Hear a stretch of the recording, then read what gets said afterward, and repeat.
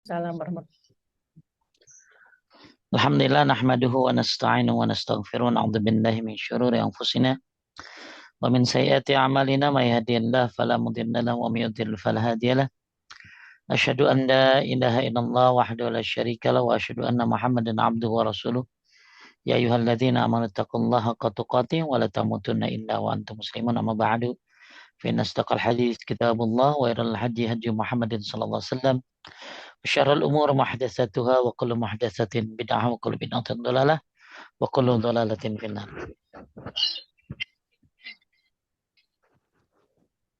Baik, kita akan lanjutkan kitab yaitu memahami dua kalimat syahadat karya Ustadz Yazid bin Abdul Qadir Jawas rahimahullah. Kita masuk kepada poin ke-19, masih keutamaan la ilaha illallah atau keutamaan asyhadu an la ilaha illallah.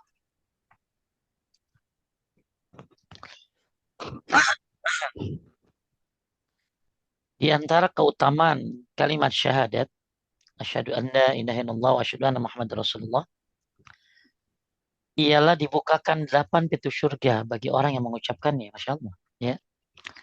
Ini pintu surga itu ada 8. Astagfirullah.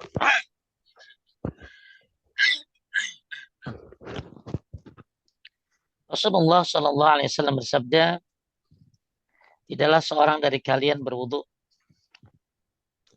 lalu menyempurnakan wudunya. Jadi syaratnya wudu, ya, lalu wudunya sempurna. Sempurna itu berarti yang diajarkan oleh Nabi Shallallahu Alaihi Wasallam. Dalam berwudu itu ada rukun-rukunnya, ada sunnah-sunnahnya. Kalau rukun wudu diantaranya adalah sebagaimana surat Al-Maidah ayat 6, masukin air ke mulut ke hidung, kemudian muka, kemudian tangan sampai siku, kemudian kepala, kemudian baru kaki. Itu rukun-rukun wudu yang ada di surat Al-Maidah ayat 6. Orang yang berwudu dengan seperti itu sudah sah. Sudah sempurna wudunya. Ya, saya ulangi ya. Di antara syarat yang mau kita bahas sekarang adalah tentang doa habis wudu. Nah, doa habis wudu ini termasuk hal yang yang menyebabkan orang di dalamnya kan ada syahadat ya. Coba kita lihat. Tidaklah seorang dari kalian berwudu lalu menyempurnakan wudunya. Kemudian dia mengucapkan, jadi habis wudu, baca doa. Asyhadu an la ilaha illallah wahdahu la syarikalah wa asyhadu anna Muhammadan abduhu wa rasuluh. Ya, lanjut ya artinya. Aku bersaksi bahwasanya tidak ada ilah yang berhak diibadahi dengan benar selain Allah dan tidak ada sekutu baginya. Dan aku bersaksi bahwasanya Nabi Muhammad adalah hamba Allah dan utusannya. Melainkan. Melainkan Allah akan membukakan untuknya 8 pintu surga. Dia boleh memasukinya dari pintu mana saja yang dia mau. Masya Allah. Ya, luar biasa nih. Ya, jadi Bapak Ibu sekalian yang dimuliakan Allah, di antara keutamaan kalimat syahadat ada di dalam doa wudhu. Doa setelah wudhu ya. Nah, kalau doa wudhu cuma bismillah doang. Tapi kalau basuh muka nggak ada doa yang sahih. Ya katanya doanya Allah mubayyid wajhi, tidak ada yang sahih. Basuh tangan ada doanya, basuh kepala ada doanya, tidak ada yang sahih. Yang sahih mau wudhu baca bismillah, kemudian selesai wudhu baca doa. Nah, salah satunya doa ini. Cuma syaratnya ya, tidaklah seorang dari kalian berwudu lalu menyempurnakan wudunya. Jadi wudunya ya kudu sempurna dulu. Nah, diantaranya kesempurnaan adalah ketika dia menjalankan rukun-rukunnya saja. Apa tadi teh? Muka, ya muka, kemudian tangan sampai siku, kepala, Kepala, kaki. kemudian kaki. Itu wudu cepat tuh teh. Ya, tapi kalau di mazhab Imam Ahmad ada tambahan. Jadi mau masukin air ke mulut ke hidung, nomor satu, nomor dua muka, nomor tiga tangan, nomor empat kepala, nomor lima kaki. Ya, jadi siapa yang berwudu dengan muka, tangan, pala, kaki, udah sah wudunya, ya, karena memang itu rukun-rukunnya. Tapi kalau sunnah, kalau Anda berwudu dengan rukun-rukun saja itu sudah sempurna. Gimana kalau wudunya dengan sunnah-sunnahnya? Contoh, ada sahabat Nabi yang dia diajarin sholat wajib. Dikasih tahu sholat wajib itu ada 5. Maka dia bilang dia nggak mau sholat yang lain. Dia maunya ya wajib doang 5 waktu. Mau nggak mau qobliyah, nggak mau ba'diyah, nggak mau tahajud, nggak mau duha gitu ya. Pokoknya dia pengennya sholat wajib doang 5 waktu.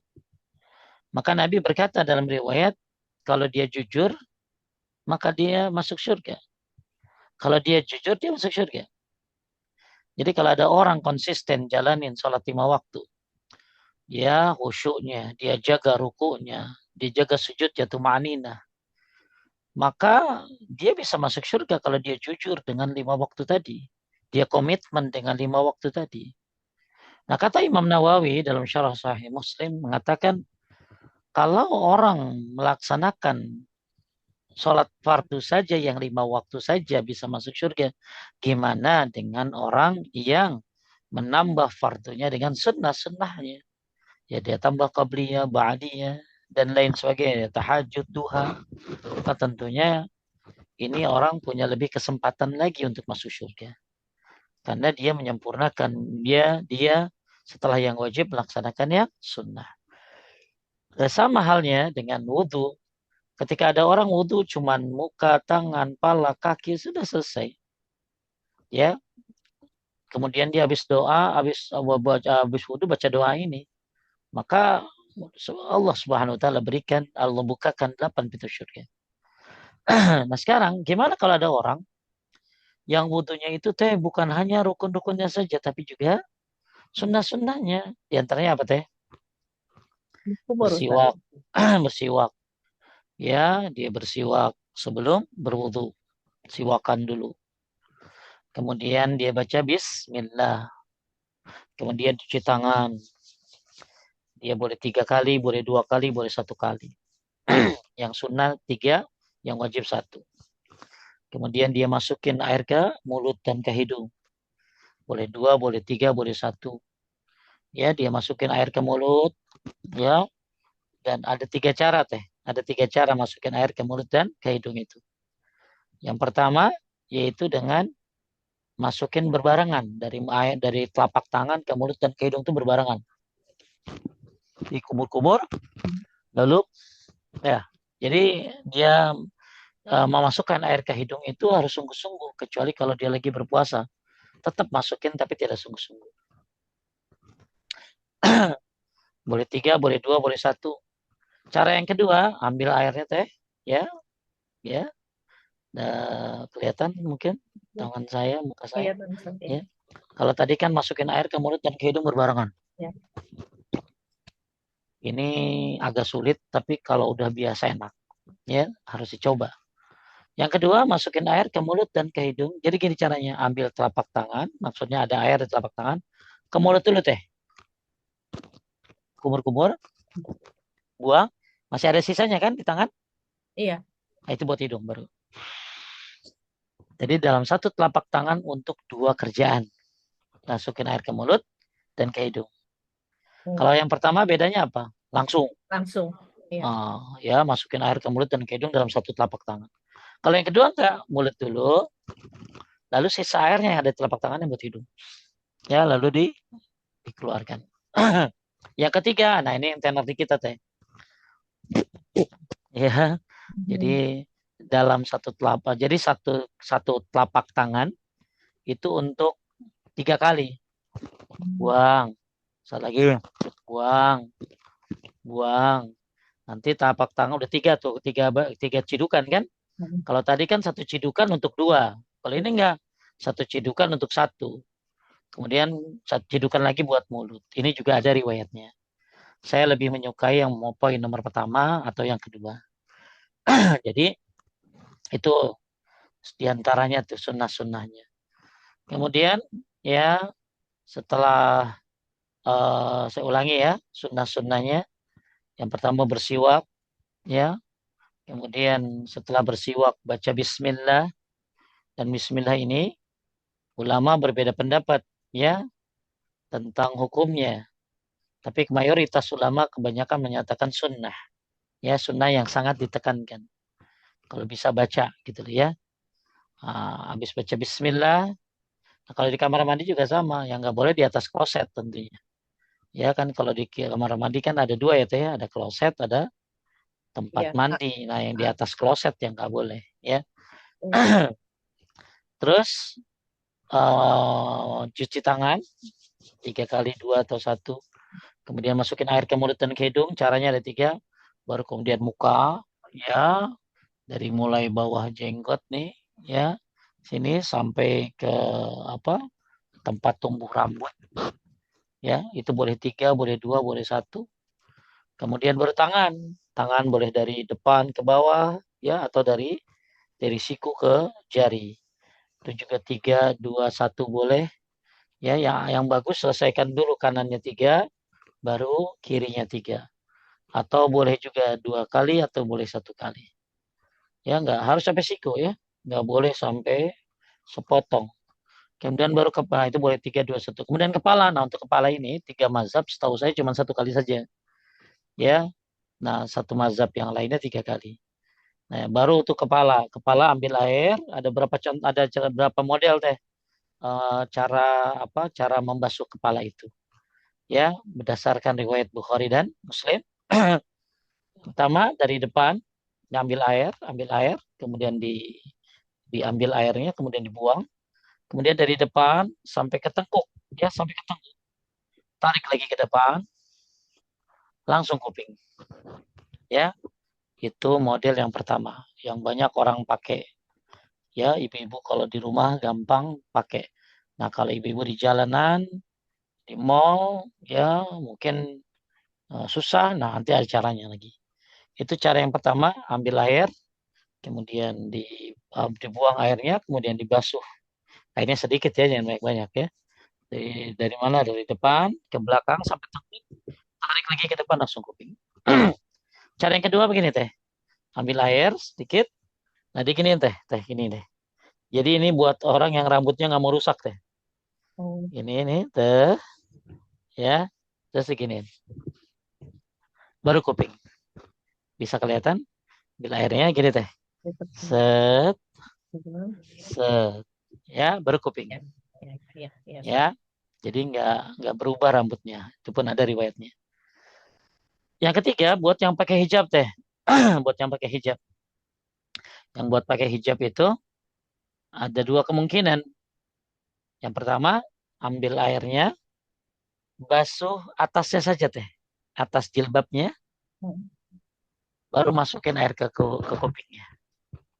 Jadi kupingnya harus kena. Karena kuping itu bagian daripada kepala. Saya ulangi buat yang pakai jilbab, boleh basuh atas jilbabnya saja. Ambil air sedikit, buang atas jilbabnya, ya atas jilbabnya, basahin, baru langsung kuping. Atau model yang kedua, yang pakai jilbab tuh. Ambil airnya teh, dibuang, masukin tangannya ke ubun-ubunnya teh, ke rambutnya. Terus baru itu atasnya. Atasnya dikit lap. Apa sih? Atas kudungannya di ini. Nah, Jadi gila. masukin dulu ke dalam, ya baru atasnya di apa diginiin. Ya, diusap baru kemudian kuping. Nah, itulah cara-cara yang berwudu yang bedanya semua wudhu insya Allah sama ya. Cuman tinggal yang berbeda itu biasanya membasuh kepalanya. Ya maka membasuh kepala ada beberapa model. Ya cukup 1 kali saja. Ada model yang pertama dari depan sampai tengkuk. Ya balik lagi ke depan langsung kuping. Atau yang tadi yang nggak mau rusak rambutnya. Ya bisa dilihat juga di tulisannya di bukunya bekal sholatnya Ustadz Firanda tata cara wudhu tersebut. kemudian baru yang pakai jilbab masukin apa langsung atas jilbabnya langsung kuping, atau masukin dulu ke ubun-ubunnya langsung atas jilbabnya langsung kuping. Baru kemudian kaki sampai mata kaki wailul lil aqab, hati-hati dengan apa? Dengan dengan tumit ya. Tumitnya harus kena ya. Maka ada sunnahnya digosok-gosok teh. Ada sunnahnya digosok-gosok. Ya, kalau kaki juga sunnahnya diginiin pakai jari ya teh. Sela-selanya ya. Sela-selanya kanan tiga, boleh dua, boleh satu, kiri boleh tiga, boleh dua, boleh satu. Nah, kemudian baru deh ya, baru dia baca doa ini teh.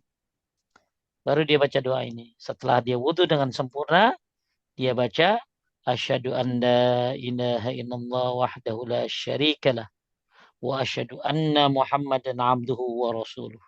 Nah, kalau mau teh, ini kan keutamaannya apa tadi teh? Membuka Dibukakan pintu pintu surga surga. yang 8. Kalau mau ada tambahan lain, Allahumma ja'alni minat tawabin waj'alni minal mutatahirin.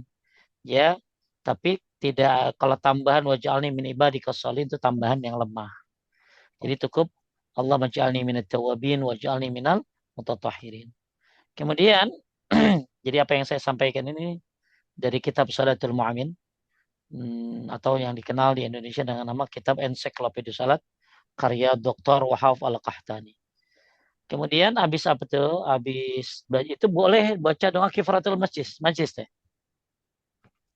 Siapa yang baca doa ini setelah wudhu maka akan dapat stempel, yang stempel ini tidak akan pecah sampai hari kiamat. Jadi total doanya sebenarnya ada 3 ya. Yang pertama, asyhadu an la ilaha illallah wa asyhadu anna Muhammadan abduhu wa rasuluh. Baru Allahumma ja'alni minat tawabin wa ja'alni minal mutatahirin. Baru baca subhanaka Allahumma wa bihamdika asyhadu an la ilaha illa anta astaghfiruka wa atubu ilaih. Masya Allah. Jadi yang wudunya dengan rukun-rukun saja, kemudian baca doa ini, maka dibukakan pintu surga yang 8. Tapi bagaimana kalau ada orang yang memaksimalkan diri dengan sunnah Nabi Sallallahu Alaihi Wasallam, bukan hanya rukunnya, tapi juga sunnahnya dia jalankan dalam wudhu, ya, karena wudhu itu kan menghapuskan dosa. Wudhu itu, ya, ketika wudhu itu adalah identitas. Nanti kita akan dikenali di padang mahsyar lewat cahaya wudhu kita, ya. Dan wudhu juga ya eh, bagian daripada syarat sahnya sholat. Nah, kemudian jadi barang siapa yang melaksanakan rukunnya, sunnahnya, baru baca doa, doanya pun bahkan tadi berapa teh? 3. Ya, ya. Semoga Allah lebihkan pahalanya. Ya, jadi yang cukup rukun lalu baca doa ini sudah cukup. Semoga pintu surga yang 8 dibuka. Tapi kalau yang mau jalanin sunnah Nabi SAW semuanya, kembali lagi tadi, kalau ada orang yang hanya melaksanakan sholat 5 waktu saja dengan komitmen, ya dengan khusyuk dia bisa masuk surga. Gimana dengan yang menjalankan yang sunnah dalam sholat? Nah, sekarang kalau ada orang yang berwudu saja dengan rukun-rukunnya, muka, tangan, pala, kaki, lalu baca doa ini, dia bisa dapat apa tadi pintu 8 surga dibuka. Bagaimana dengan wudunya yang sempurna dengan melakukan sunnahnya? Ya, banyak kan tadi saya sudah sebutkan sunnah berwudu. Kemudian habis itu dia baca doa ini. Ya, bahkan dia tambahkan doa-doa lainnya sebagaimana memang ada sunnahnya. Apalagi ditambah dengan apa teh? Dia sholat sunnah 2 rakaat setelah wudu. Ya, dia sholat sunnah 2 rakaat setelah apa tadi? Wudu. Ya, maka ini keutamaannya lebih lagi. Ya, dia bukan hanya dihapuskan dosanya, ya, tapi juga bisa dijanjikan kembali lagi. Kalau tadi kan baru dibukain pintu surga ya teh, Ya. dan kemudian dia jadi siapa eh, apa dibukakan pintu surga dan boleh masuknya dari pintu mana saja dia mau. Ini sama ini dia salah satunya yang dilakukan oleh Bilal ya teh. Bilal itu sendalnya udah suara sendalnya sudah ada di surga. Padahal orangnya masih di dunia. Kenapa? Karena Bilal itu kalau batal wudhu, kemudian habis wudhu selalu sholat sunnah 2 rakaat. Ya, banyak sekali keutamaan-keutamaan wudhu yang Anda bisa lihat di dalam kitab Shalatul Mu'min. Tapi di sini disebutkan bahwa keutamaannya adalah melainkan Allah akan membukakan untuknya 8 pintu surga. Dia boleh memasukinya dari pintu mana saja yang dia mau. Nah, di sini disebutkan berapa teh 8 pintu surga. Apa aja sih? Nah, ya, Masya Allah nih. Ya, kalau kita lihat, disebutkan dalam hadis dari Abu Hurairah radhiyallahu anhu bahwa Nabi Shallallahu Alaihi Wasallam bersabda, sebentar, boleh teh baca siapa? Siapa yang berinfak sedikit saja untuk 2 kendaraan di jalan Allah, maka dia akan dipanggil dari pintu-pintu surga. Wahai hamba Allah, ini adalah hasil kebaikanmu. Jika ia ahli sholat, maka akan dipanggil dari babu sholat atau pintu sholat.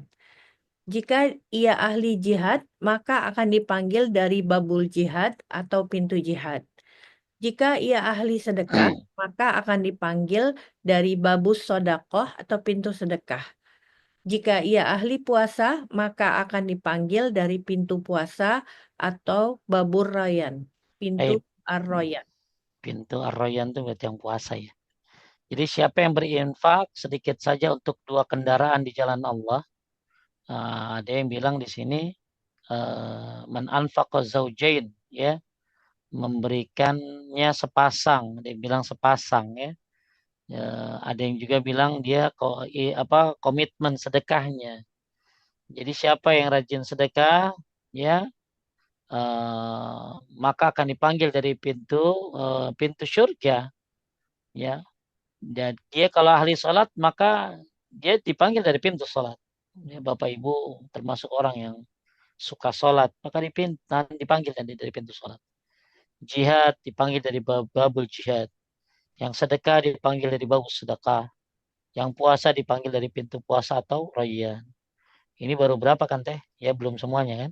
Empat, Ya kan 8 tadi. ya. Kemudian Al-Qadiyah rahimahullah mengantari hadis ini. Imam Muslim dalam hadis ini menyebutkan 4 pintu syurga. Kemudian beliau menyebutkan 4 sisanya diantaranya adalah, nah diantara ini kan tadi 4 teh. Ya. Babul Rayyan, babul Sadaqah, babul Jihad, babul Salah. Nah sekarang ada 4 lagi yang disebutkan. Diantaranya babul Taubah, pintu taubat. Kemudian babul Qaziminal Ghaiza. Babul Qaziminal Ghaiza. Pintu menahan marah teh. Waduh mantap ya. Oh, Yang iya. bisa nahan marah nih ya. Ibu-ibu begitu dapat, wah ibu-ibu begitu dengar ini bertekad aku akan menahan marah ya. Kemudian babur radin ya. Babur radin, pintu ridha.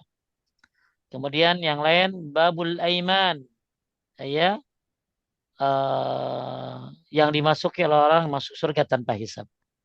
Jadi ada 8 pintu yang yang mana bagi orang yang mengucapkan syahadat setelah wudhu, maka dia bisa masuk dari pintu surga yang 8 ini, ya, dibukakan pintu surga yang 8 ini, dan dia silakan masuk dari pintu mana saja. Masya Allah. Ya, diantaranya adalah Anda mau masuk pintu mana nih? Mau masuk babus sholah, silakan. Ya, mau masuk babul jihad, silakan. Aku mah mau masuk pintu sedekah, silakan. Ya, buat yang doa baca syahadat habis wudhu nih ya. Masya Allah nih luar biasa. Jangan ditinggalin. Doa habis wudhu. Ya. Kemudian ada saya masuk pintu rayyan buat yang puasa silakan. Saya masuk pintu taubah, babut taubah boleh. Atau babul qadhimin al qaid yaitu orang yang menahan marah, atau pintu ridho, atau babul aiman untuk orang yang masuk surga tanpa hisab. Nah, eh lanjut ya. Di dalam hadis disebutkan Di dalam hadis disebutkan 4 pintu surga. Kemudian orang yang melaksanakan rukun-rukun haji, ia akan mendapatkan pintu khusus tanpa keraguan. Tersisa 3 pintu lagi, di antaranya babul khaziminal ghaizo wal afina anin nas, atau pintu menahan marah dan memaafkan manusia. Di antaranya juga babul aiman atau pintu kanan, yaitu pintu yang dimasuki orang-orang yang sempurna tawakalnya sehingga masuk surga tanpa hisab dan tanpa azab. Adapun yang ketiga bisa jadi adalah babu zikri atau pintu zikir. Karena terdapat hadis riwayat Tirmizi yang mengisyaratkan hal itu, atau bisa jadi adalah babul ilmi atau pintu ilmu. Jadi teh yang disebutkan di hadis ini cuma 4 kan ya. Nah ya, nah 4 lagi. Nah di sini ada ulama yang bilang oh babu toba, babu kazimin al ghaid, babu rodin, kemudian babul aiman. Nah ada lagi yang menyebutkan ya buat orang-orang yang melakukan rukun-rukun haji akan mendapatkan pintu khusus. Masya Allah ada. Tadi kan pintu-pintu 8 tuh. Nah, sekarang ada pintu khusus. Maka yang mau berangkat haji, benerin. Belajar rukun-rukunnya yang benar. Jangan cuman ikut travelnya. Dan tentu dimulai dari memilih travel yang sesuai sunnah. Dilihat ustadznya siapa. Apakah dia berpegang kepada sunnah atau tidak. Ya, karena beda haji sama umroh teh. Kalau umroh teteh bisa misah ya kan? Iya. Iya bisa misah. Berangkat bareng, hotel bareng, tapi ibadah bisa misah. Asal nggak cocok bisa misah. Tapi kalau haji ya bareng-bareng semuanya. Ya Anda nggak bisa beda sama orang lain. Maka penting untuk belajar rukun-rukunnya apa haji itu. Kemudian wajib-wajib haji itu apa. Sunnah-sunnah haji itu apa. Ya semoga Allah berikan Anda pintu khusus.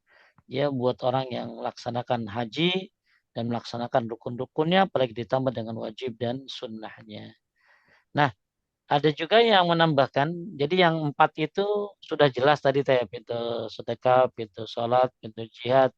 Kemudian satu lagi itu tadi babul sholat, babul sedekah, babul jihad, babul rayyan yang 4.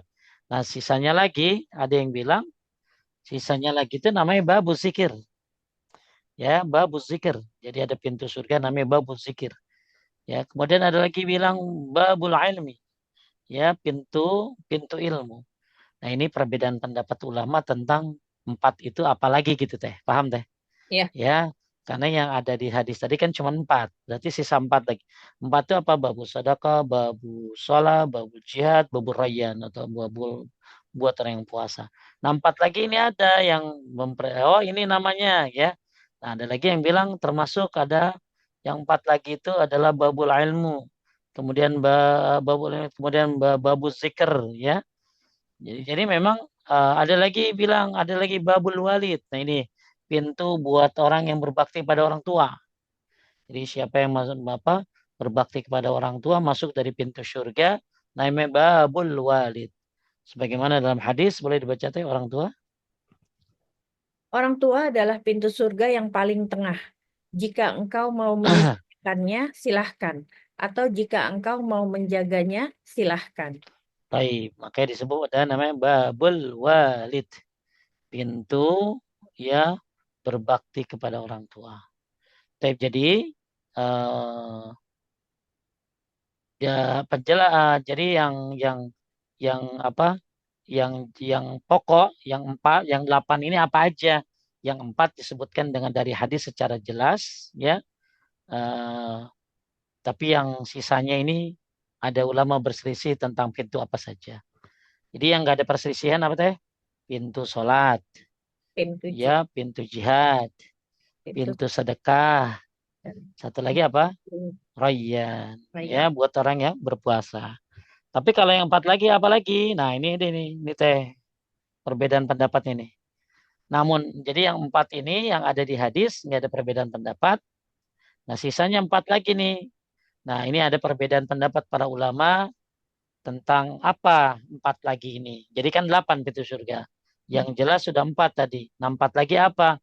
Maka ada perbedaan pendapat. Maka ada yang bilang 4 itu babul khaz ya, di antaranya Ya, ada 8 lagi nih teh. Babul apa tadi yang menahan marah, ya, kadimin al ghaid, babul aiman, babul radin, babul tauba, babul walid, babul haji, ya, babul zikir dan babul almi. Taib, ya. Ala kulihal, ya. Boleh teh. Ala kulihal. Ala kulihal, yang lebih penting bagi kita adalah berusaha mengamalkan amalan-amalan di atas agar kita layak memasuki pintunya di surga kelak. Jangan sampai ketika surga memiliki 8 pintu, namun tidak ada satupun yang terbuka untuk Oh, kita. benar. Ya. Allahumma inna Inna nas'alukal jannah wa na'udzubika minan nas'aluka nar. minan Jadi yuk, ya, raih pintu-pintu surga ini dengan amal-amal yang Anda bisa kerjakan.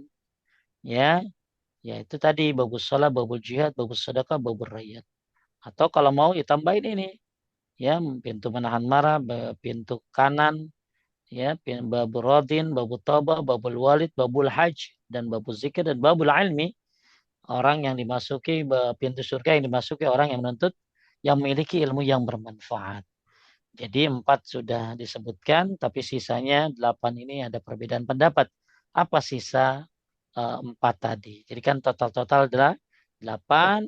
Nah, 8 4 ini sudah ijma, ya, ulama tentang 4 ini bagus salah bagus jihad bagus sedekah berain. Nah, yang sisanya 4 lagi ada perbedaan pendapat. Jadi 8 pendapat. Intinya, ya, ya, mau masuk pintu mana saja alhamdulillah sih ya teh, ya. Yang penting masuk, ya. Yang Mas, penting masuk. kita Ya, Ustaz. dia nanti masuk. Tapi masya Allahnya buat yang tadi yang baca apa tadi teh? Doa Baca doa habis wudhu, tapi dengan syarat wudhunya apa tadi? sempurna. Sempurna gitu loh. Ya, wudhunya benar. Ya, wudhunya benar, ya. Jalanin rukun-rukunnya, apalagi pakai sunnah-sunnahnya. Lalu kemudian habis wudhu baca doa ini, asyhadu an la ilaha illallah wahdahu la syarikalah wa asyhadu anna Muhammadan abduhu wa rasuluh. Maka melainkan Allah bukain pintu 8 surga. Ya, apa yang dibukain? Sholat, pintu babu sholat, silakan masuk. Teh Vina mau masuk, silakan. Teh Vina silakan mau milih nih. 8 pintu surga ini mau masuk yang mana? Aku mau masuk babu sholat, silakan. Aku mau masuk babu sedekah, silakan. Aku mau masuk babu rayyan, babu puasa, boleh. Aku mau masuk babu apa tadi satu lagi? Ya, babu sholat, babu sedekah, babu jihad, ya. Babu jihad, silakan. Ah, aku mau masuk, ya, sisanya 8 tadi. Babul walid, babul taubah, babul zikir, babul ilmi. Ya, total-total kan kalau dikumpulin 8 dan 4 ya berapa tadi? 12. 12. Ya, 12. 4 yang sudah disebutkan oleh Nabi. Nah, 4 lagi masih ada perbedaan pendapat. Nah, untuk orang yang baca doa ini, Masya Allah, ya, dibukakan semuanya teh 8 pintu surga. Allahu Akbar. Ini kan teh inilah salah satu tugas kita di usia-usia tua apalagi, ya. Cari amalan yang gampang tapi pahalanya gede. Nah, ini dia nih. Ya, habis wudhu jangan lupa asyhadu an la. Nah, tapi bacanya bagus setelah keluar dari wudhu ini kamar mandi ya teh, ya. Di kamar mandi, ya, jangan di kamar mandi, ya. Bacanya pas keluar, baca doa apa keluar dari WC gufronak baru baca. Kan nggak boleh kita baca-baca di dalam kamar mandi kecuali yang memang ada dibolehkan seperti tadi, ya, baca bismillah di kamar mandi boleh asal jangan di atas klosetnya, tapi di tempat wudhunya atau di tempat apa tempat mandinya, tapi nggak boleh di atas klosetnya. Kan nggak boleh menyebut nama Allah, ya. Makanya untuk bismillah di dalam kamar mandi ini ada perbedaan pendapat, tapi ada yang membolehkan asal jangan di atas klosetnya. Jadi masya Allah ketika kita apa yang aman sih wudhunya di tempat wudhu ya teh, ya. Ya di tempat wudhu. Ya kalau bukan di Betul. toilet, ya. Nah, tapi kalau memang nggak ada ya nggak apa-apa toilet. Nah, baca doa ada asyhadu an la ilaha illallah wa la syarika lahu wa anna Muhammad wa asyhadu anna. Ya, jadi syahadatnya ini 2 kali nih, asyhadu an la ilaha illallah wa la syarika lahu wa asyhadu anna Muhammadan abduhu wa rasuluh. Ya, mungkin kalau belum hafal atau masih kagok kan takutnya asyhadu an la ilaha illallah wa asyhadu anna Muhammadar Rasulullah. Tapi di sini kan asyhadu an la ilaha illallah wahdahu la syarikalah. Terus wa asyhadu anna Muhammadan abduhu wa rasuluh, ya. Maka habis wudhu baca ini, wudhu dengan sempurna, sesuai sunnah, maka Anda silakan dibukakan pintu surga yang 8 bagi Anda. dan Anda boleh masuki dari pintu mana saja yang Anda masuk. Ini Anda mau, Masya Allah. Ini ya, coba kalau sehari 5 kali wudhu kan teh, yang wajib aja tuh. Buat sholat wajib udah 5 kali tuh kan. Iya. Ya, berarti Anda dipanggil, silakan dibukakan pintu surga yang 8, kemudian masuk dari pintu mana saja yang dia mau. Itu baru sholat wajibnya 5 tuh. Nah, kalau Anda duha kan wudhu beda. Tahajud wudhu beda. Ya, kemudian apa lagi teh? Ya, kalau qobliyah ba'diyah mah sekalian wudhunya ya teh. Ya, Anda makanya sunnah-sunnah wudhu kan banyak teh. Kapan? Ayo, ada yang tahu kapan orang sunnah-sunnah wudhu itu? Coba sedikit saya iniin deh ya. Saya juga lupa soalnya banyak sekali soalnya. Sebentar.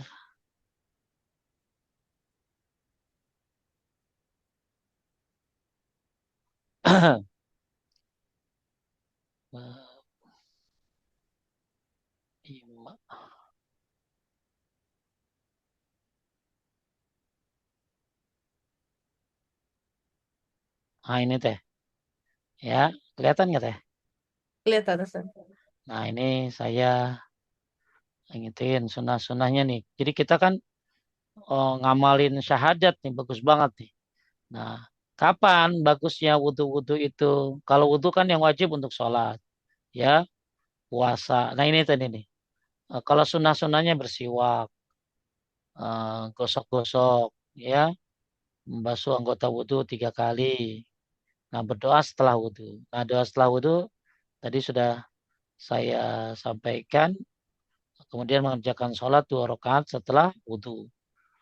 Nah sekarang karena supaya kita sehari kan kita berarti banyak banget tuh wudhu tuh. Kapan saja bagus kita wudhu itu. Nah ini nih niat ya. Beberapa hal boleh dibaca poin-poinnya aja teh. Beberapa hal yang karenanya disunahkan untuk berwudu. Satu, pada saat akan berzikir dan berdoa kepada Allah. Misalnya mau jikir pagi sore teh. Tapi bukan habis asar. Tapi misalnya jam setengah 6 gitu ya. Nah kita wudhu dulu. Ya atau doa habis asar teh. Habis salat asar wudhu. Menjelang maghrib. Misalnya doanya jam 5. Wudhu dulu. Pokoknya tapi ini hukumnya sunnah. Ya yang wajib wudhu itu untuk sholat. Ya, yang pertama. Kedua untuk tawaf. Nah, yang ketiga ada perbedaan pendapat yaitu ketika memegang Al-Quran. Ya, nah itu wajib wudhu tuh. Jadi orang kalau mau sholat wajib wudhu, bukan sunnah. Ya, kemudian mau tawaf, ya wajib wudhu. Ya, walaupun ada yang berpendapat kalau tawaf, ya sunnahnya wudhu. Nah, yang ketiga mau megang Al-Quran. Nah, ini terjadi perbedaan pendapat. Jadi kalau yang wajib cuma 3 wudhu itu. Tapi kalau sunnah, ya banyak. Makanya kita kalau tahu nih wudhu itu kapan aja, berarti Anda bukan hanya dapat pahala wudhu teh. Ya, pahala wudhu kan ngapusin dosa, ya, dan lain dapat surga. Ya, termasuk yang lagi kita bahas, gimana kita ngamalin syahadat yang dibaca setelah wudhu, setiap wudhu. Nah, kalau kita cuman sholat wajib doang kan cuma 5. Kalau tawaf ya kan kalau lagi umroh atau haji, ya. Nah, diantaranya kalau kita mau baca banyak syahadat setelah wudhu, maka berwudhulah pada saat akan berzikir dan berdoa kepada Allah. Jadi habis wudhu baca doa asyhadu an la ilaha illallah wa asyhadu anna muhammadan abduhu rasuluh, ya. Kemudian baru zikir, ya, zikir pagi sore. Nah, setiap zikir atau setiap berdoa kepada Allah sepertiga malam nih teh. Sholat kayaknya udah terlambat, bentar lagi mau subuh. Ya, witir udah tadi habis isya. Doa ada tuh. Doa kan bagus tuh atau sepertiga malam. Nah itu wudhu sunnahnya wudhu bukan wajib. Dan jangan lupa yang lagi kita bahas baca apa tadi teh? Baca Besar. syahadat. Kapan lagi teh wudhu? Ya, dua, wudu pada saat akan tidur. Coba mau tidur kita wudhu. Baca syahadat. Dapat lagi deh tuh. 8 pintu surga. Udah 2 nih.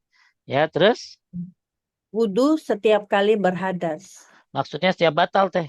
Ini jarang nih teh tentunya ya. Batal wudhu gitu loh.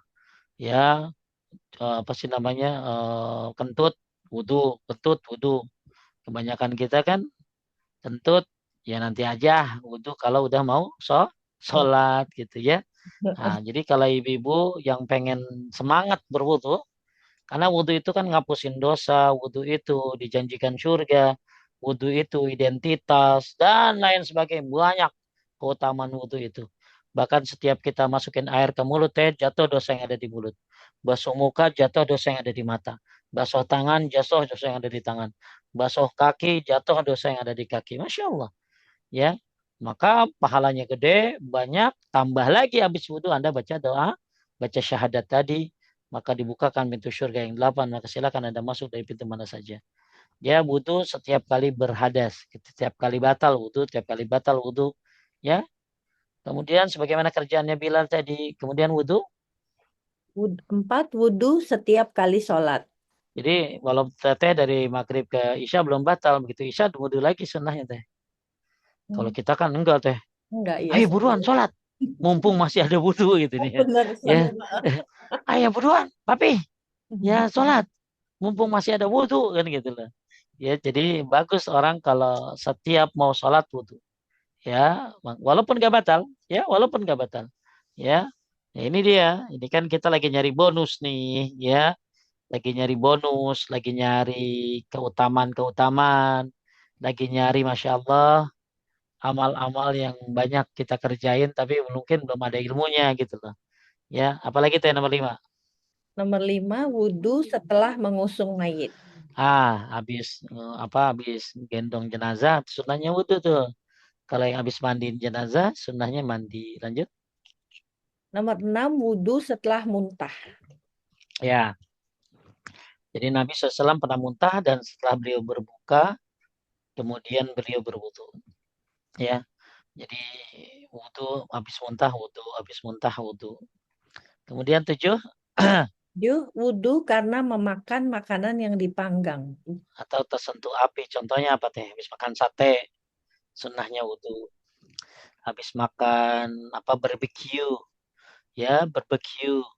Habis makan apa tuh roti panggang. Habis makan jagung bakar. Sunnahnya wudhu. Walaupun nggak batal ya, sunnahnya wudhu. Nggak wudhu pun nggak apa-apa. Kan yang wajib apa tadi teh?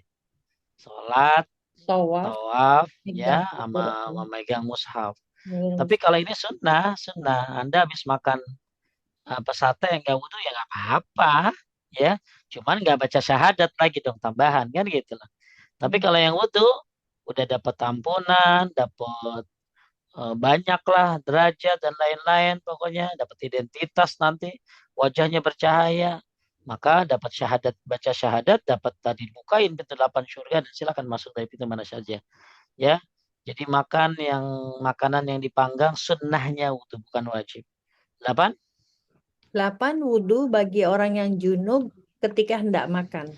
Ya mungkin males mandi ya, ya males mandi, ya habis isya hubungan suami istri, males mandi, mau makan nasi goreng dekat Hero, ya. Terus sunnahnya wudhu sebelum makan, ya. Terus nomor 8, Nomor nomor 9, nomor 9, wudhu ketika akan mengulangi hubungan badan. iya nggak usah pakai macam-macam, nggak usah pakai obat ini, obat anu, ya. Nggak usah pakai oles ini, oles anu, gitu ya. Jadi ketika mau ngulangin lagi, ya bagus nyari tenaga. Salah satu sunnahnya adalah wudhu. Ya, ini buat pengantin baru kali itu teh ya. Tuh. Nomor 10, Nomor 10, wudhu bagi orang yang junub ketika dia tidur sebelum mandi. ya habis isya hubungan suami istri. Nah, sunnahnya kan wudhu dulu, bercebok lalu wudhu. Ya, habis wudhu baca doa asyhadu an la ilaha illallah wahdahu la syarikalah wa asyhadu anna Muhammadan abduhu wa rasuluh. Allahumma tambahin Allahumma ij'alni minat tawabin wa ij'alni minal mutatahhirin. Tambahin lagi subhanakallahumma bihamdika asyhadu an la ilaha illa anta astaghfiruka wa atubu ilaik. Coba kalau ini kan 10 sunnah nih ya. Ya, sunnah. Sekarang tambah sholat wajib teh yang 5 kan. Ya. Nah, jadi 15 itu. 11, Win. Ya, 15. 15 Berarti 15 kali pintu surga terbuka buat Anda dalam sehari. Ya, Anda disuruh masuk dari pintu surga mana yang Anda mau. Dikali sebulan, dikali setahun. Uh, ini amalan yang dikit. Ya, tapi pahalanya gede. Kan teteh senang kalau modal dikit untung gede. Ya kan? Nah, ini Iya. dia salah satunya nih. Ya, wudu. Iya. Lalu habis wudu, baca doa. Ah, taib, kembali lagi. Ini selesai poin nomor 19. Kita masuk kepada poin ke-20. Lanjut ya. 20 kalimat syahadat adalah kebaikan yang paling baik. Diriwayatkan dari Abu Dzar radhiyallahu an, ia berkata, "Wahai Rasulullah, berilah aku wasiat." Beliau subhanallah eh Shallallahu alaihi wasallam Salam bersabda, bersabda. bersabda, apabila engkau melakukan suatu kejelekan, iringilah dengan kebaikan, niscaya ia akan menghapuskannya. Dia berkata, apakah la ilaha illallah termasuk kebaikan? Beliau menjawab, ia adalah kebaikan yang paling baik. Iza amilta sayyatan fa'atbi'ha hasanatan tamhuha. Jadi kalau kita habis bikin kejelekan, ya mungkin kemaksiatan, maka irilah kemaksiatan itu dengan kebaikan. Maka niscaya keburukan itu akan terhapuskan. Ya, terhapuskan dengan kebaikan. Ya Alhamdulillah kalau Anda bertobat, ya berhenti, bertekad untuk tidak mengulangi lagi, nyesel. Ya, jadi kemudian ada yang jadi Nabi SAW berwasiat ya, berwasiat kepada Abu Zar apabila engkau melakukan suatu kejelekan, ya namanya kita sehari-hari yang baik ada yang kita kerjain, yang buruk ada, ya. Nah, ketika engkau melakukan suatu kejelekan, iringilah dengan kebaikan. Niscaya akan menghapusnya. Nah, Abu Zar nanya teh, apakah ngucapin maksudnya La ilaha illallah termasuk kebaikan? Jadi kalau teteh ngucapin la ilaha illallah itu kebaikan bukan kan kita disuruh nutupin kejelekan dengan kebaikan. Nah kalau ngomongin la ilaha illallah itu kalau saya ngomong la ilaha illallah kebaikan bukan gitu loh. Jadi supaya keburukan saya hilang maka saya harus tambal dengan kebaikan. Nah kalau teteh kan tahunya nambal kebaikan apa? Sedekah, ya Betul. nolong orang, ya berbuat yang baik-baik. Kan ada pikiran kita berbuat kebaikan kan itu teh. Iya, paham. Ternyata kalau ada orang ngomong La ilaha illallah, itu termasuk kebaikan kah ya Rasulullah? Ya, jadi Abu Zar bertanya kalau ngucapin La ilaha illallah itu termasuk kebaikan? Maka Nabi menjawab, Ia afdalul hasanat, ia adalah kebaikan yang paling baik. Jadi kebaikan yang paling baik itu adalah kalimat La ilaha illallah. Maksudnya apa teh? Berdasarkan hadis ini, siapa yang merasa banyak dosa, sering-sering baca La ilaha illallah. Kenapa? Karena la ilaha illallah itu kebaikan. Dan kebaikan akan menghapuskan keburukan. Maka berdasarkan hadis ini, poin nomor 20, bukan hanya kalimat La ilaha illallah itu adalah kebaikan yang paling baik. Jadi Abdulul Hasanat. La ilaha illallah itu kebaikan yang paling baik. Akan tetapi kalimat la ilaha illallah juga ya dengan bisa dengan kebaikan tadi bisa menghapuskan keburukan. Ini jadi dalil ya, jadi dalil kalau merasa banyak dosa ya ibu kan banyak kan teteh pasti kalau banyak dosa istighfar betul nggak? Betul, Ustaz. Iya yang ada di otak kita kan kalau bikin dosa ya istighfar. Iya, Ternyata salah satu amal yang menghapuskan dosa adalah baca la la ilaha. ilaha illallah. Ya, Hmm. Taib kalau kita bahas lebih lebar lagi nih. Nah ini teh, ya banyak hapusin dosa itu teh. Ya kita poin-poinnya aja. Kalau ini kebanyakan apa? Poin-poin ngapus-ngapusin dosa. Nomor satu, orang bisa terhapus dosanya dengan apa? Kan kita taunya istighfar doang. Dengan tauhid, ya. Orang yang bertauhid kepada Allah, ya, maka dihapuskan dosa-dosanya. Ya, orang yang tidak syirik, dihapuskan dosa-dosanya, walaupun dosanya itu sepenuh bumi.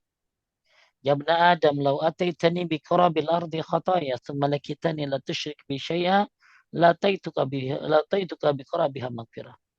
Hai anak Adam, kalau kau datang ke hadapanku dengan dosa sepenuh bumi, tapi kau tidak menyekutukanku, maka aku ampuni kamu dengan ampunan sepenuh bumi pula. Maka makin bagus tauhidmu, makin banyak ampunan dosamu. Maka Bapak Ibu, bukan hanya bertobat dan beristighfar, perbagus tauhidmu agar dosa-dosamu hilang walaupun kau bawa ke hadapan Allah sepenuh bumi, maka Allah berikan ampunan sepenuh bumi pula. Kemudian takwa juga ngapusin dosa. Menjalankan sunnah Nabi SAW juga menghapuskan dosa. Jadi tete kalau jalanin sunnah, ya jalanin sunnah, ya oh Nabi nyuruh begini, tete jalanin, maka ini termasuk adalah yaghfir lakum sunubakum, ya. Jadi bisa menghapuskan dosa-dosa kalian. Jadi menjalani sunnah itu bukan hanya kita dapat pahala, akan tapi menjalankan sunnah menyebabkan Allah juga menghapus dosa-dosa kita. Kemudian ya nih ngapusin dosa juga nih teh. Sabar ketika menghadapi perasaan capek, sakit dan musibah. Ibu-ibu ya coba baca teh. Tidaklah Tidaklah menimpa seorang muslim merasa capek, sakit, cemas, sedih, ataupun suatu gangguan maupun gundah gulana sekalipun duri, kecuali Allah akan hapuskan dosa-dosanya dengan sebab itu. jadi Gitu. kalau capek ya capek ikhlasin aja. Jadi ngapusin dosa teh. Iya benar. Sakit ikhlasin aja. Cemas, aduh anak gimana, laki gimana, istri gimana, sedih atau ada gangguan, ya, gundah gulana, apa gundah gulana teh bahasa kitanya teh, apa ya gundah gulana, Pak gundah gundah ya, gulana ya ya, gundah gula, ya ya gundah, gundah gulana ya resah kali ya ya, resah kali ya. ya ketusuk duri, ya Allah hapuskan dosa-dosa, Masya Allah gampang hapusin dosa ini ya. Kemudian wudhu tadi sudah dibahas tuh ya dari bausu muka jatuh bau dosa yang ada di wajah, basuh tangan jatuh dia dosa yang ada di tangan. Sholat juga ngapusin dosa. Sholat berjamaah di masjid ya termasuk ngapusin dosa. Banyak ya bahkan kalau Bapak Ibu suka nungguin sholat dari maghrib ke isya itu malaikat doanya tiga teh. Ampuni dia, sayangi dia, terima tobatnya. Ampuni dia, sayangi dia, terima tobatnya. Itu doa buat orang yang suka nungguin sholat. Misal dari maghrib isya. Langkah kaki menuju masjid juga ngapusin dosa. Zakat dan sedekah juga ngapusin dosa. Sholat Jumat juga ngapusin dosa. Bacaan amin teh. Waladhdallin. Amin. Tuh kalau amin kita berbarengan dengan aminnya imam, dengan aminnya malaikat, maka ya bisa diampuni dosa-dosa yang masa lalu. Kemudian ya bacaan Rabbana lakal hamdu ya. Sami Allah liman hamidah. Kita bilang apa? Rabbana pelan-pelan ya, nggak boleh kencang. Rabbana walakal ham atau Rabbana lakal ham atau Rabbana lakal hamdu atau Allahumma Rabbana lakal ham. Kemudian bulan Ramadan kemarin kita puasa qiyamul lail ngapusin dosa. Kemudian puasa Arafah nanti ya, jangan lupa ya. Tanggal 9 Jul Hijjah, maka itu menghapuskan dosa setahun sebelumnya, setahun sesudahnya. Kemudian mandiin mayit muslim, ya teh. Jadi kalau ada orang mandiin mayit muslim ikhlas menutupi aibnya, ya maka akan diampuni sebanyak 40 kali teh. Ya dosanya diampuni 40 kali, masya Allah. Kemudian makan baca doa setelah makan. Jadi kita lagi bicara bahwa cara menghapuskan dosa itu bukan hanya dengan apa istighfar ya teh ya. Cara menghapuskan dosa itu banyak, termasuk dengan kalimat apa tadi? La ilaha Nah, iya. illallah.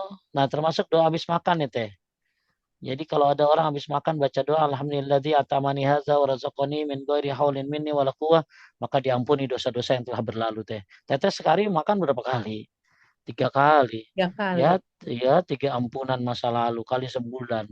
90 kali ampunan kali setahun. Masya Allah modal tuh. Ya, baca doa ketika pakai baju alhamdulilladzi kasani hadza wa razaqa wa sauba wa razaqani min ghairi haulin minni wala quwwah, ngapusin dosa juga masa lalu. Kita teteh make apa? Make baju kan ganti-ganti ibu-ibu mah. Ya, ada baju tidur, ada baju ini, ada baju ini. Ya, nah, maka setiap pakai baju baca doa ngapusin dosa. Nah, termasuk baca doa setelah apa? Azan. Ini yang lagi kita bahas tadi teh. Ya, cuman ditambahin di sini teh. Ya, kalau tadi kan kita doa habis wudhu ya teh ya. Nah, kalau ini enggak teh, ini habis azan bacanya sama teh. Ya, barang siapa setelah mendengar azan mengucapkan asyhadu an la ilaha illallah wa asyhadu wahdahu la syarikalah wa asyhadu anna muhammadan abduhu wa rasuluh. Nah, cuman ada tambahan teh. Raditu billahi robba wa bi muhammadin rasula wa bil islami dina, maka diampuni dosa-dosanya. Ya, jadi Bapak Ibu, kalau tadi kan kita bicara doa syahadat habis wudhu. Kalau ini enggak, habis azan. La ilaha illallah. La ilaha illallah. Wa ana asyhadu an la ilaha illallah wa la syarikalah. Wa anna Muhammadan abduhu wa rasuluh. Raditu billahi rabba wa bi Muhammadin rasula wa bil islami dina. Baca itu maka diampuni dosanya ya Allah. Banyak banget ya pintu-pintu ampun. Umroh haji ngapusin dosa. Sujud, setiap sujud ngapusin dosa. Ya, terus baca surat Al-Muluk teh. Ya, termasuk ya orang yang baca surat Al-Muluk setiap malam Allah akan menghalangi dari azab kubur. Ya, kemudian juga disebutkan dalam riwayat yang lain, boleh teh sesungguhnya Sesungguhnya terdapat suatu surat dalam Al-Quran berjumlah 30 ayat. Ia akan memberikan syafaat kepada seseorang hingga diampuni. Surat itu adalah Tabarakalladzi biyadihil mulk. jadi tanggal surat Al-Muluk. Jadi baca Al-Muluk itu bukan hanya menghindari dari siksa kubur, tapi kita akan dapat ampunan. Kemudian baca subhanallah wa bihamdi sebanyak 100 kali, ngapusin dosa juga. Ya, membaca subhanallah walhamdulillah wa la ilaha illallah akbar, ya termasuk juga ngapusin dosa. Baca la ilaha illallah wallahu akbar wala haula wala quwata illa billah, ngapusin dosa juga. Ya, baca doa sebelum tidur. La ilaha illallah wa la syarika lahu mulkul hamdu wa huwa ala kulli syai'in qadir la haula wala quwata illa billah. Subhanallah walhamdulillah wa la ilaha illallah akbar. Ini sebelum tidur nih. Ini juga ngapusin dosa. Ya. Jadi Masya Allah Bapak Ibu, banyak sekali hal-hal yang menghapuskan dosa. Ya, baca salawat Allahumma salli wa sallim ala nabiyina Muhammad juga termasuk ngapusin dosa. Ya, ya banyak keutamaan-keutamaan menghapuskan dosa. Kembali lagi, jadi dosa-dosa itu insya Allah uh, apa uh, apa kita diampuni dosa itu bukan hanya dengan istighfar saja, tapi juga ada amalan-amalan penghapus dosa. Ya, tadi sudah dibahas.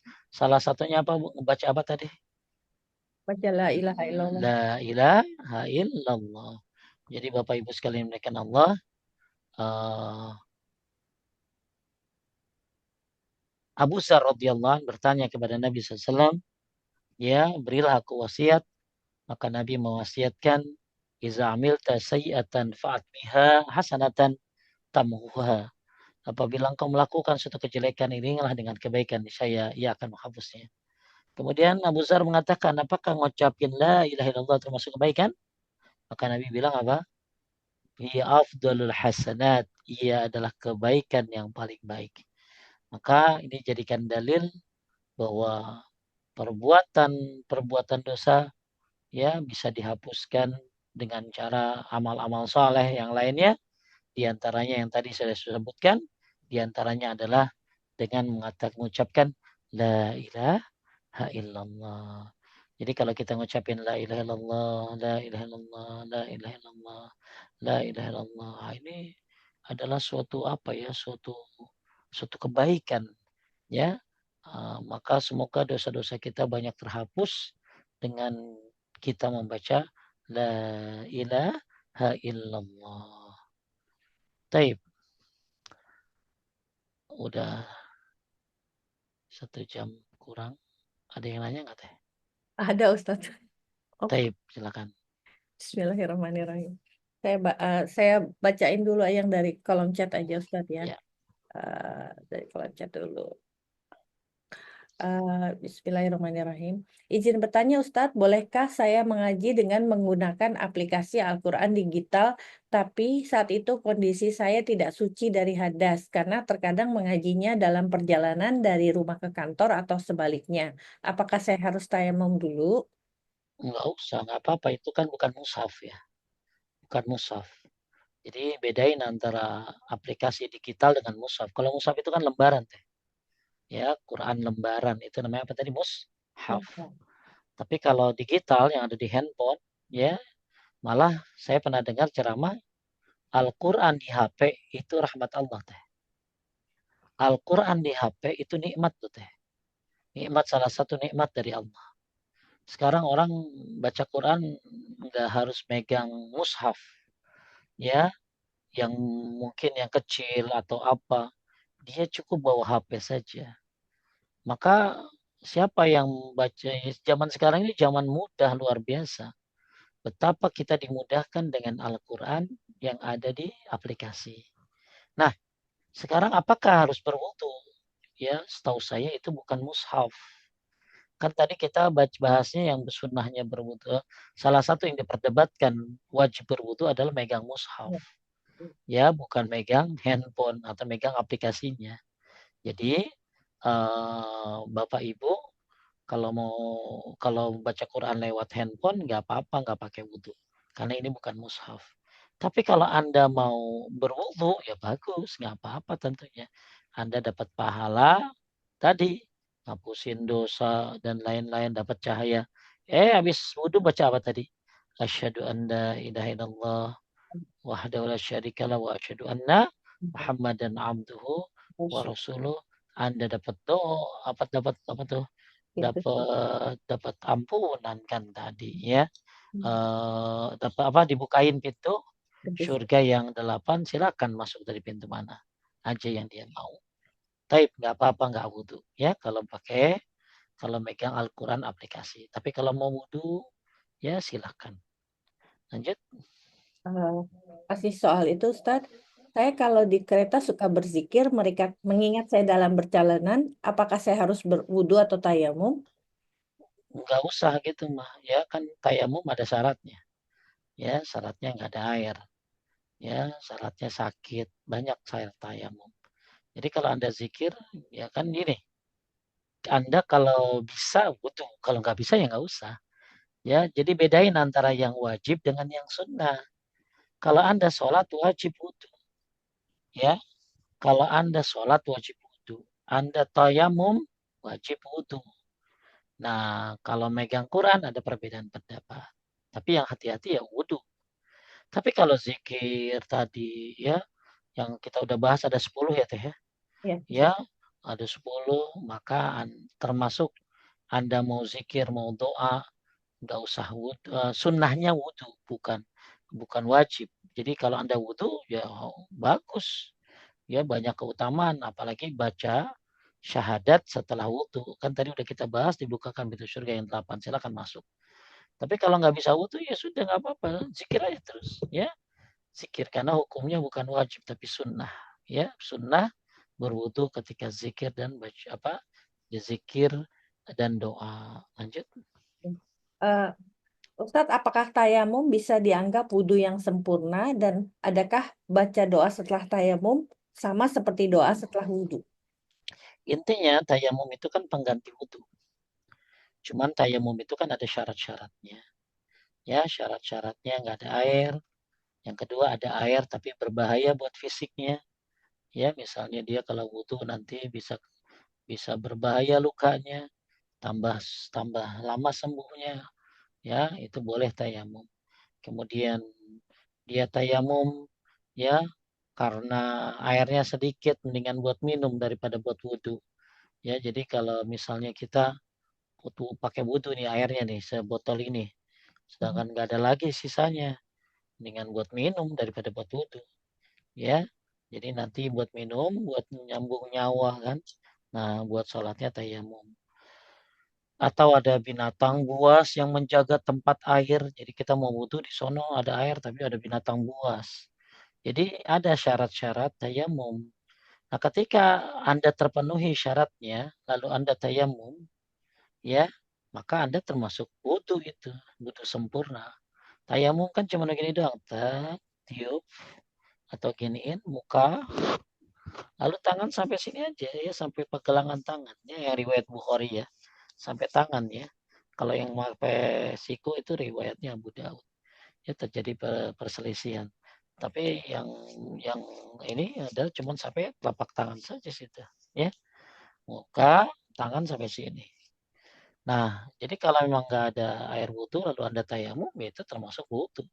Tayamum itu pengganti wudhu. Lalu baca doa ya, baca doa kan pengganti wudhu. Lanjut. Ya, Ustaz. Eh, Kemudian Ustadz, Assalamualaikum Ustadz, sholat sunnah wudhu apakah dikerjakan sebelum sholat sunnah qobliyah? Gimana? Ulangi. Apakah sholat sunnah wudhu dikerjakan sebelum sholat sunnah qobliyah? Baik. Jadi kalau sholat sunnah wudhu itu bagus setelah wudhu. Ya, tapi kalau Anda memang waktunya mepet, maka kalau Imam Nawawi, Syekh Utsaimin, Syekh Nasir Sa'di membolehkan menggabung niatnya. Ya, niat sunnah wudhu, niat tahiyatul masjid, niat qobliyah. Ya, jadi Anda dapat pahala 3 niat, bukan 3 pahala. Maksudnya pahala niatnya jadi 3, gitu. Jadi tetap 2 rakaat saja, tapi 3 niat. Maka Anda dapat pahala 3 niat, ya. Bukan berarti pahalanya jadi double-double, enggak. Dapat pahala niatnya.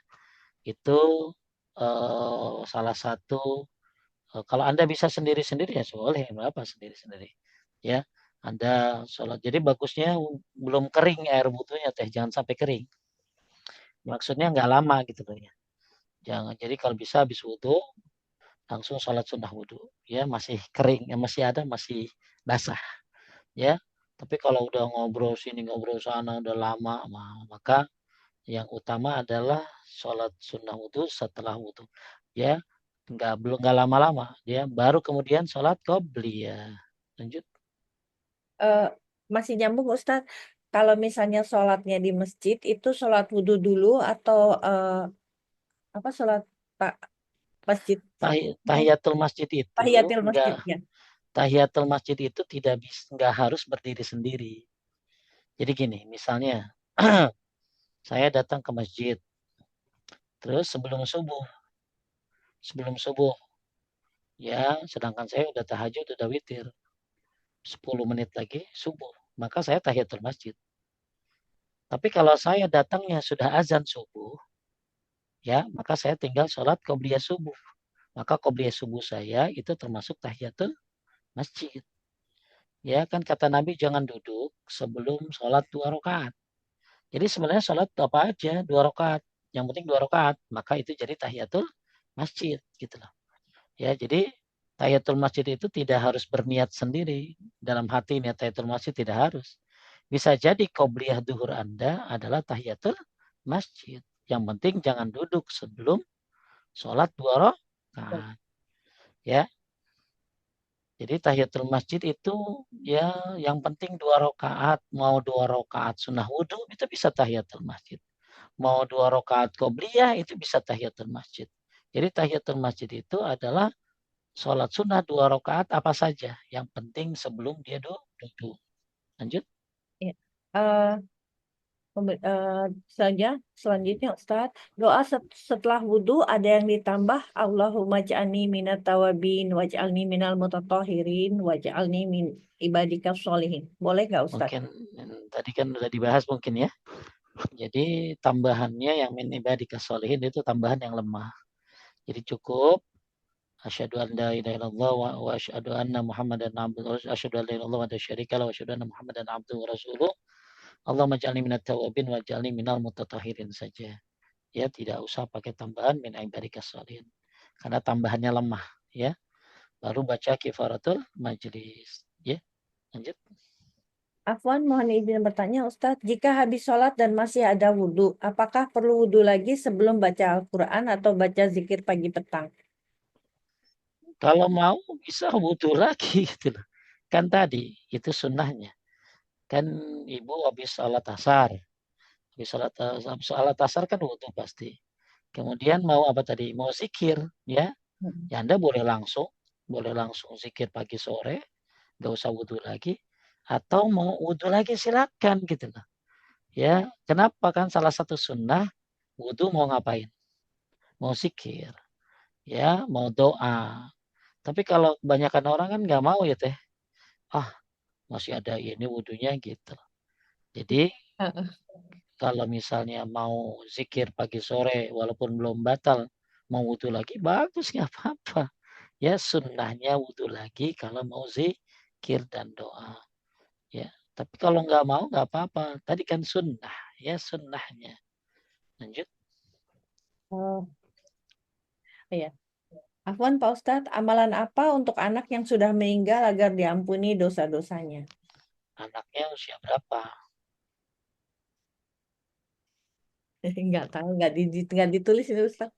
Kalau anaknya belum balik, nggak usah minta ampun karena anaknya pasti masuk surga. Ya, jadi kalau anak baru baru orang belum balik masih kecil meninggal, itu bukan Allah maghfir lahu warhamhu wa'fu anhu, bukan. Karena anak kayak gitu kan nggak ada dosanya.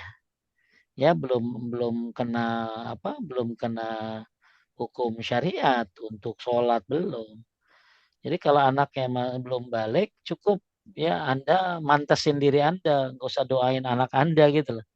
Jadi ketika anak Anda punya anak meninggal sebelum balik, maka yang harus Anda lakukan adalah ya bagaimana caranya Anda bisa ketemu dia gitu loh. Karena dia udah di surga, karena belum balik kan. Iya. Ya, dimaksudnya dia nanti akan masuk surga. Nah, tinggal Anda memperbaiki diri Anda gimana memantas diri supaya bisa bareng anak Anda ke sana di surga. Kalau anaknya belum balik. Tapi kalau anaknya sudah balik, ya doakan saja dengan apa? Doa Allah maghfir, sebutin namanya. Warham, Allah maghfir, warham, ampuni dosa, sebutin nama Allah maghfir, warham, sebutin nama anaknya. Kalau anaknya sudah balik, misalnya usia berapa, dia usia 30 meninggal dunia, maka Anda doakan Allah maghfir, warham, sebutin namanya boleh. Ya, bisa lagi sujud sebelum salam, atau Anda bisa jadi bersedekah atas namanya, ya, Anda sedekahin uang 100.000 atas nama anak Anda, ya. Kemudian apalagi kalau belum haji boleh dibadalin haji, ya, belum umroh badalin umroh. Itu amal-amal yang bermanfaat buat mayit, ya. Kalau yang sudah dewasa. Lanjut. Ustadz, ada pertanyaan di luar tema. Eh, eh, Bagaimanakah adab dan ziarah kubur sesuai sunnah? Apa saja yang dibaca atau doa apa yang boleh dilakukan? Eh, Panjang banget nanyanya. eh, Iya, Singkat aja. iya, iya. Jadi kalau ke kuburan itu, ya yang pertama, ya Anda itu ingat mati itu tujuannya, ya ingat mati. Ya, kedua, ketika ke kuburan ucapin salam, assalamualaikum ya ahlat diyar minal mu'minin wal muslimin, yarhamukumullah mustaqdimin wa mustakhirin, wa inna ila rabbina lamunqalibun. Ya, jadi nasallallahu lana wa lakumul afiyah. Jadi ada doa ketika minimal assalamualaikum ya ahlat diyar. Ya, boleh assalamualaikum ya ahlat diyar, baca doa. Maksudnya ucapin salam, ya, ucapin salam. Jadi nih ya, yang pertama niat ikhlas. Anda ke sini buat mengambil pelajaran untuk ingat mati. Ya bukan buat minta sama yang mati, tapi ingat mati. Yang kedua, baca salam. Assalamualaikum ya ahlat diyar dan seterusnya. Ketiga, buka sendal sunnahnya kalau ada yang tidak membahayakan. Ya. Kemudian jangan duduk di atas kuburan. Ya. Kemudian jangan lama-lama. Ya. Kemudian kalau mau doa silakan doa. Allah maghfir lahu warhamu atau apa. Ya. Kemudian ambil pelajaran bahwa sebentar Anda juga akan mati nanti seperti itu. Sudah selesai gitu doang. Ya, lanjut. Jadi nggak ada yang baca apa Ustaz? Jadi nggak ada yang baca Yasin atau baca Ya tiga nggak ada. puluh atau Nabi baca-baca. Nabi kan nggak pernah gitu. Ya, Nabi nggak pernah di kuburan baca Yasin, nggak pernah ya. Malah la taj'al buyutakum kubura. Jangan jadikan rumah kalian tuh kuburan. Apa maksudnya? Rumah kita tuh nggak boleh kayak kuburan. Kuburan tuh kan sepi.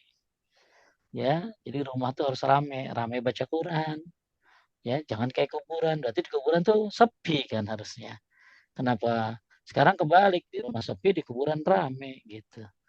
Ya, jadi baca doa saja cukup. Lanjut, Eh, Kemudian apa yang harus dilakukan kalau makam ayah kami bercampur dengan makam non-Muslim? dia harus dibongkar. Ya, bercampur ini satu lubang. Oh, enggak, maksudnya di Eh, lingkungannya tuh biasanya kan kalau di harus dipindahin bagusnya. oh ya, Ya, kalau satu lubang lebih parah lagi. Jadi biasanya makam kafir sama muslim itu dibedain sama jalan ya. Nggak boleh deketan, nggak boleh deketan. Ya, ya. terus Eh, Kemudian Ustadz dari chat lagi, eh, Assalamualaikum Ustadz, saya galau belum punya keturunan. Apakah saya perbanyak baca la ilaha illallah? Lalu bolehkah saya berdoa pada Allah minta anak kembar yang soleh dan solehah? berdoa mah bebas, doa mau bebas minta apa aja. Ya, yang penting positif. Tidak mau doakan keburukan. Tapi kalau Anda pengen salah satu kunci punya anak itu di dalam Al-Quran surat Nuh ayat 10, Fakultu astaghfiru rabbakum innahu kana ghaffara yursilis sama alaikum midrara yamdikum bi amwalin wa banin. Jadi dengan istighfar, ya Allah akan banyakin harta, banyakin anak. Udah Pak Ustadz, ada jamaah yang saya kasih tahu begitu. Ibu banyakin istighfar. Karena di Al-Quran, salah satu cara punya anak, banyakin anak adalah istighfar. Dia bilang, udah Pak Ustadz. Ya ibu-ibu kan suka begitu, udah merasa udah gitu ya. Kurang banyak pasti. Akhirnya, Masya Allah teh, ibu itu dari Malaysia kalau nggak salah ya. Berapa bulan kemudian dia bilang, Ustadz saya udah hamil. Ya, maka itu firman Allah. Allah yang nyebutin di dalam Al-Quran surat Nuh ayat 10. Ya, ayat 10, 11, 12 ya. Tentang keutamaan istighfar. Salah satunya adalah dibanyakin anak. Makanya ibu jangan merasa, saya udah sering, sudah baca istighfar. Berarti kurang banyak. Karena firman Allah nggak akan salah. Allah nggak akan pernah berdusta. Yang kurang adalah kita. Kita merasa udah baca istighfar, padahal jauh sekali dari apa yang diharapkan, apa yang menjadi sekarang gini teh, anak itu kan sebuah perhiasan yang mahal, betul? Betul Ustaz. Berarti Anda harus mengorbankan semuanya, Anda harus banyak kan itu perhiasan mahal, berarti kan harganya juga mahal, ya. Berarti Anda harus punya ekstra uang untuk membeli perhiasan mahal itu. Nah, sekarang perhiasan mahal itu disyaratkan adalah istighfar. Maka istighfar yang bagaimana? Kalau Anda hanya istighfarnya, sedangkan istighfar Anda sedikit, belum tentu khusyuk juga, ya. Sedangkan harga perhiasan ini begitu mahal. Jadi kemungkinan Anda belum mencapai target dengan harga hiasan tersebut gitu loh. Maka perbanyak istighfar. Ya pokoknya sebanyak-banyaknya. Ya, tapi kalau Ustaz kalau saya la ilaha illallah itu terus ngapusin dosa, ya. Tapi kalau di sini kan bukan targetnya bukan ngapusin dosa, Ibu. Tapi apa? Meraih salah satunya adalah dibanyakin anak. Maka saran saya banyakin istighfar. Kalau Ibu jawab, udah Pak Ustadz, berarti kurang banyak. Karena harga perhiasannya begitu mahal, sedangkan istighfar Anda begitu dikit. Gitu. Lanjut. Lanjutannya Ustadz, zikir ini apakah bisa dimanapun dan sedang melakukan apapun kecuali toilet dan hal-hal yang tak boleh lainnya, atau Iya, harus diam duduk? bebas. Mau diri, mau jalan, mau tiduran boleh. Ya, Ya. nggak boleh di kamar mandi doang sama hubungan suami istri nggak boleh. Lanjut. Kemudian Ustadz, apakah habis wudhu boleh dikeringkan dengan handuk? Boleh, nggak apa-apa. Kalau bilang katanya begini begitu itu konon, ya konon. Bahkan Nabi sendiri punya kayak handuk khusus untuk mengituin ngelap wudhunya. Ya, Ibu bisa buka di muslim.or.id atau rumaiso.com tentang bantahan apakah boleh air wudhu itu dilap. Ya, maka jawabannya boleh disertai dengan dalil-dalilnya. Lanjut. Afwan Pak Ustadz, Ana izin bertanya tentang wudhu yang menggunakan nikob di tempat umum. Ana kurang paham Ustadz. Pakai mikop di Pakai tempat nikob. umum. Iya. Ya berarti harus ada yang ngalangin dong. Ya, makanya kalau ibu wudhu di tempat umum pakai mikop berarti ibu salah pasar. Pasarnya salah. Maksudnya mallnya salah. Karena setahu saya, alhamdulillah mall-mall di Indonesia ini sudah banyak yang terpisah antara laki dan perempuan gitu ya. Kecuali kalau Anda tinggal di luar negeri, mungkin di negara-negara non-muslim yang masih sedikit musolanya bahkan terbatas. Jadi kalau misalnya Anda tinggal di Indonesia mah sudah sangat luar biasa banyaknya, banyaknya apa? Banyaknya musola yang terpisah laki dan perempuan tempat wudhunya. Ya, maka dipastikan kalau kita kemana-mana usaha dulu. Usaha apa? Usaha nyari tempat. Mau kemana ibu? Saya mau jalan ke sini. Lihat di mallnya. Di sini ada musola enggak? Gitu. Ya sama, saya mau ke mall ini. Ini enak nih, masjidnya gede. Oh ke Gandaria City. Oh gede dia ada lantai sekian, P4. Gede masjidnya ada jamaahnya. Itu yang kita pikirin. Bukan hanya belanja, tapi kita mikirin kita sholat di mana. Tempatnya layak apa enggak gitu loh. Nah sekarang kalau Anda terpaksa di mana di dunia lain, entah di mana, Anda pakai nikob, kemudian dan Anda menyatakan bahwa muka harus ditutup gitu ya. Kan ulama ada khilaf apakah wajib ataukah sunnah pakai nikob itu. Dan Anda berpendapat wajib, berarti nggak boleh kelihatan dan maka Anda harus panggil teman untuk nutupin muka Anda. Ya maksudnya nutupin diginiin gitu teh, apa dihalangin ya, Angin ya. dihalangin biar nggak kelihatan mukanya. Ada suaminya, suami yang ngalangin. Nggak ada Pak Ustadz. Ya sudah, ya maka Anda harus harus minggir nyerong gitu loh ya, nyerong biar nggak kelihatan sama orang. Ya atau wudhunya tahu begitu wudhunya jauh-jauh sebelum orang wudhu. Ya, aduh di sini wudhunya campur. Berarti saya harus wudhu lebih awal biar orang-orang belum datang, biar saya udah wudhu selesai. Gitu loh. Jadi kita ini kemana-mana yang harus kita pikirkan gimana kita sholat.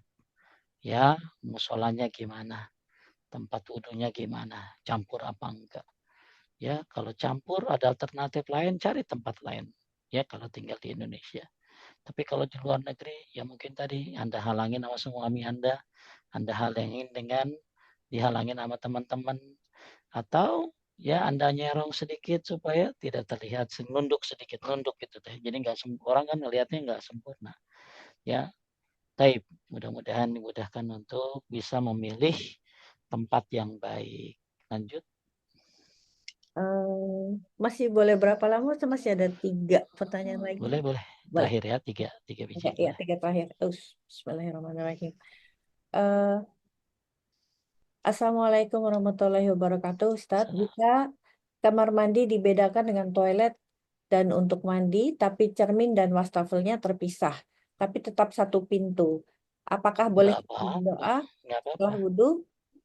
Doa setelah wudhunya bagus di luar deh, Oh, ya, biar nggak ada perdebatan. Karena bagaimanapun itu kan satu pintu, ya kan?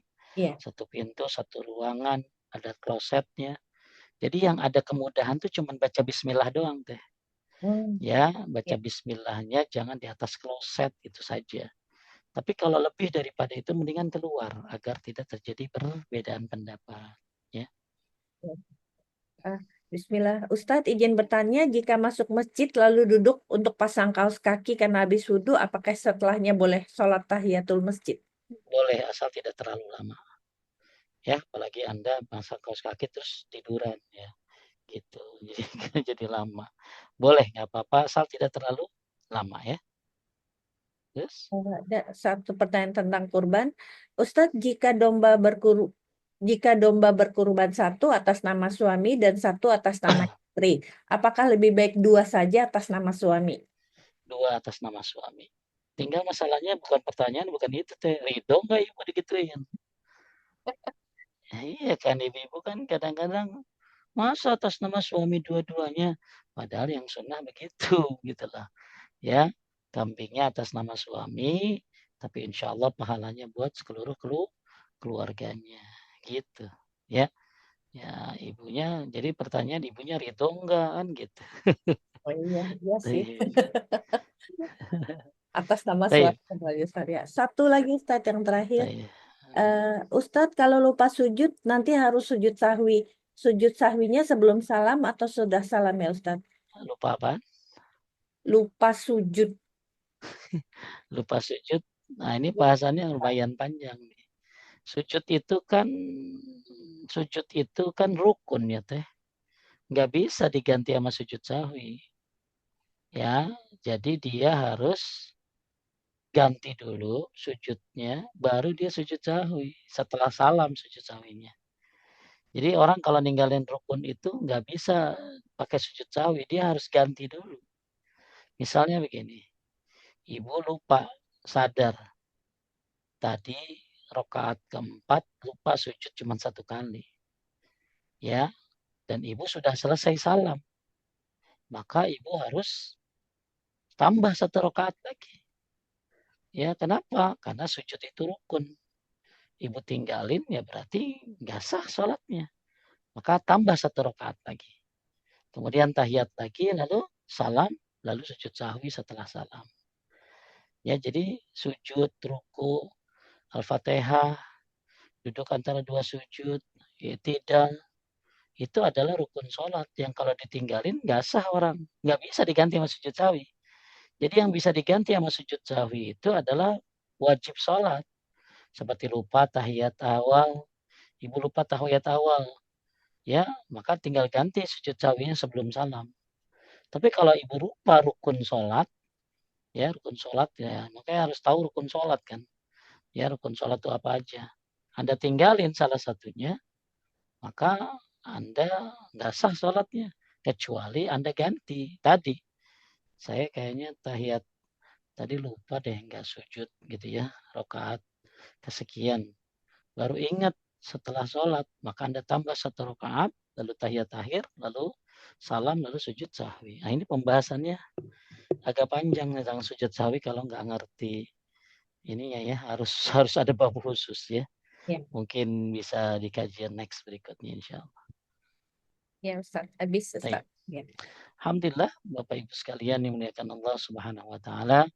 Semoga dimudahkan Bapak Ibu untuk bisa memahami apa yang tadi kita bahas dan Masya Allah tadi kita membahas tentang masalah betapa hebatnya doa setelah wudhu, syahadat setelah wudhu yang menyebabkan pintu 8 surga terbuka dan Anda bebas masukinya. Maka ayo amalkan habis wudhu. Setiap habis wudhu baca asyhadu an la ilaha illallah wahdahu syarikalah wa asyhadu anna Muhammadan abduhu wa rasuluh. Ya, baru tambah Allah maj'alni minat tawabin, maj'alni minal mutatahhirin, baru baca kifaratul majlis. Itu ada 3 pahalanya di situ dan besar-besar pahalanya Masya Allah. Ya. Kemudian tadi bahwa la ilaha illallah itu adalah sebaik-baiknya kebaikan. Maka yang merasa banyak dosa, maka salah satunya dihapus dengan cara membaca la ilaha illallah. Barakallahu fikum, terima kasih yang proses mengaji. Terima kasih Risa, terima kasih Tevina dan semua anggota yang sudah ikut andil dalam dalam penyiaran dakwah ini. Barakallahu fikum, subhanakallahumma bihamdika asyhadu an la ilaha illa anta astaghfiruka wa atubu ilaik. Assalamualaikum warahmatullahi wabarakatuh. Waalaikumsalam warahmatullahi wabarakatuh.